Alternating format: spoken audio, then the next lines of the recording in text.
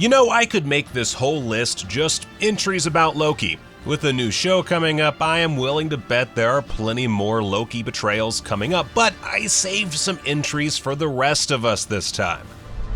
Captain America Civil War is jam-packed with double crosses. First, Tony Stark turns his back on the team in favor of the Sokovia Accords. The decision is ill-timed given the emotional state of the group after Lagos. Then Vision misguides Wanda and attempts to hold her in the compound to avoid further conflict. Yeah, not the kind of friendly squabble they'd like to have, am I right? Then, Black Widow proves that a spy will spy when she stops T'Challa from catching Captain America and Bucky Barnes. Of course, that leads us to the biggest and best betrayal in the story so far. No matter who you side with, Cap or Tony, we all need to agree that what Bucky did to Iron Man's parents was wrong. It's not the act alone that makes this so terrible. The idea that Steve knew and Bucky remembered, yet neither felt inclined to share that tidbit with Stark.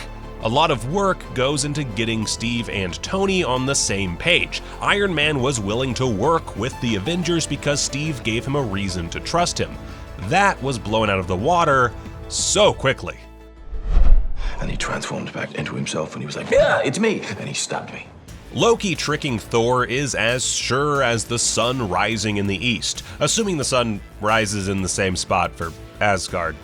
Anyway, the point is, Loki, the trickster god, has lived up to his name. The moment Tom Hiddleston graced the screen as the rightful heir to Jotunheim, you knew he would be compelling. He starts off by letting the Frost Giants into Asgard on the day Thor would be named king. In hindsight, it helped prove to everyone that Thor wasn't ready for that role and forced him to mature. So, Loki did okay then, right? After that, this son of Odin fakes his own death to displace his father. In some ways, that helps give Thanos the leeway to collect the Infinity Stones. Not a great look, and he misplaced Odin back on Earth. But who can forget Thor Ragnarok when the God of Thunder proved he's done with Loki's tricks? Now there's a whole new series dedicated to Loki getting into mischief. I'm so ready for it. I could go on and on about Loki, guys. I'm serious. What about Black Panther works so well? Easy. The multi-generational conflict over the future of Wakanda builds an intense core conflict to weave the story over. Njobu is a brief whisper in the opening act, but you know that scene matters in the long run. It turns out that the fate of Wakanda is tied to T'Chaka's decision on that day. The center of Njobu's double cross is something not many films get right: truth. In reality, he sees the affliction of systematic poverty on the black community across the world. He knows Wakanda is capable of doing more, but he just comes to the wrong end goal. By working with Ulysses to sneak vibranium out of the country, he accidentally launches a conflict that won't sort itself out until the next generation. Betraying his brother and the kingdom is unfortunate. However, the way T'Chaka handles his own brother's treachery provokes consequences too. It's such a solid moment to place the story's foundation and partially explains the movie's worthy success. Poor Maximoff twins, they can't catch a break. They sign up for the Hydra experiments because they believe this drastic action will help them overcome the power structure that oppresses the country. Stryker betrays that trust and turns them into weapons. It's not the first time or the last time that will happen.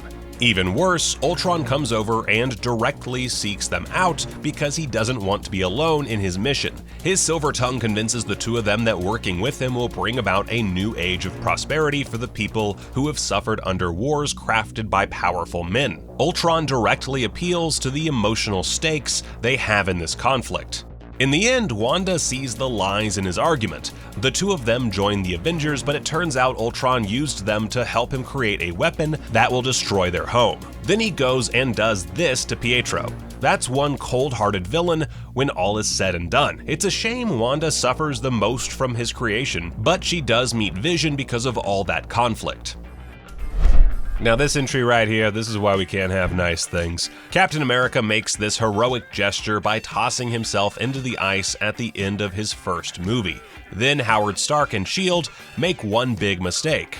They recruit Dr. Zola to help with the science division at S.H.I.E.L.D. I know they're drawing from the fact that the United States used German scientists to develop the atom bomb and our space program. It's just such a shame to see that long game Hydra runs comes to fruition only a few years after Steve gets out of the ice. Fury put only a little bit of trust in Alexander Pierce, and look where that got him.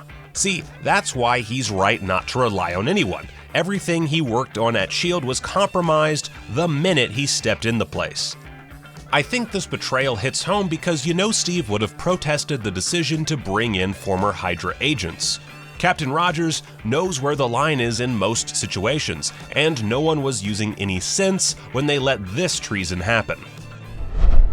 Oh yeah, I'm not done with S.H.I.E.L.D. Do you want Hydra to take over the world? Because this is how you get Hydra to take over the world. Once again, Cap makes the sacrifice play assuming the power Hydra tried to harness was lost in the Atlantic Ocean. His good old buddy Stark has to go and dig that sucker up. I can't even with this guy. So they get the Tesseract. You'd assume they'd be cautious with it and try to prevent its power from spreading too much. Nah, instead they create Pegasus and toss that baby in the back of a jet engine. Smooth. It did give Captain Marvel her power, so that's something good to come out of this secret operation, I guess. Keeping the Space Stone secret from most of S.H.I.E.L.D. was not the right move. Fury claims they're weaponizing the Tesseract in response to Thor coming to Earth. But that's technically a lie now. It turns out they've been harnessing it underground for years.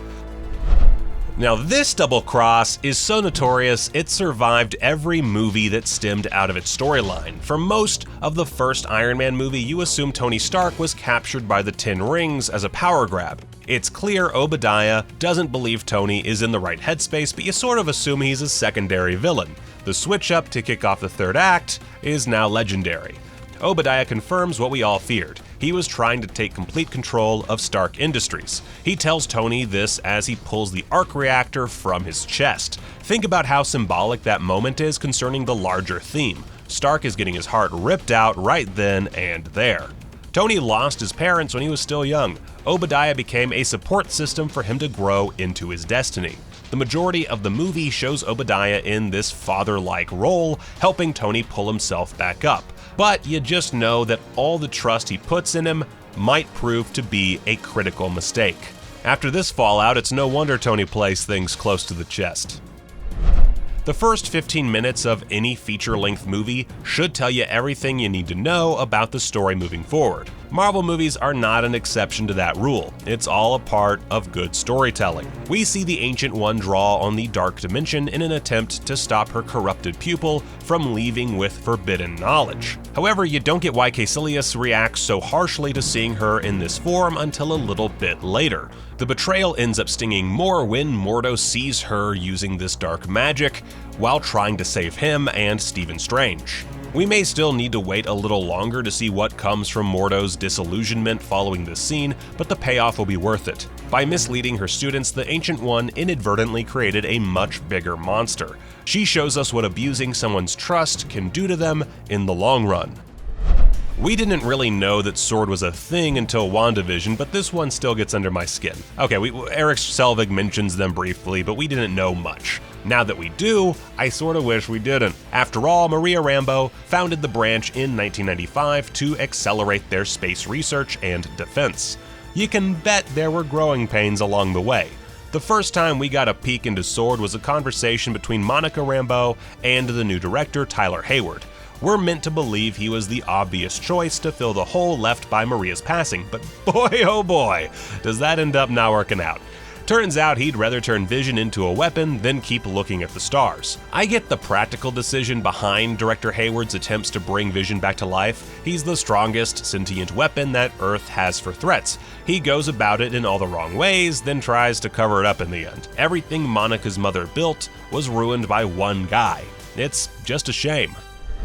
Now, I'd like to start this entry by shouting out the fantastic job Jake Gyllenhaal does as Quentin Beck. You can look at our videos before Spider-Man Far From Home came out. We figured the elementals might be a trick created by Beck to fool Fury and Peter Parker. Yet somehow, I nearly bought into Mysterio's scheme. I was foolish to trust him, but I love this backstab. Watching him begin to smirk like a jerk is priceless. Every viewer knew then that Mysterio got what he wanted. The holographs drop out, and the men and women behind the curtain show themselves. What makes this betrayal work so well is the way Beck personalizes his fraud. He knows Peter needs Tony right now, so he replicates that as much as possible to trick him. Then, even after Spider-Man takes him down and ends the whole charade, Beck ends up holding one more ace in the hole. He uses manipulated footage to convince people that Peter ruthlessly ends him, and he reveals Spider-Man's secret identity. What a way to go out! Wow, video's over, and I somehow managed to keep this list to only one Loki entry. Oh yeah, do you guys remember when Loki pretends to pledge loyalty to Thanos, then strikes at him with his knives? Man, that scene was so intense. Wait a second, I'm doing it again, aren't I?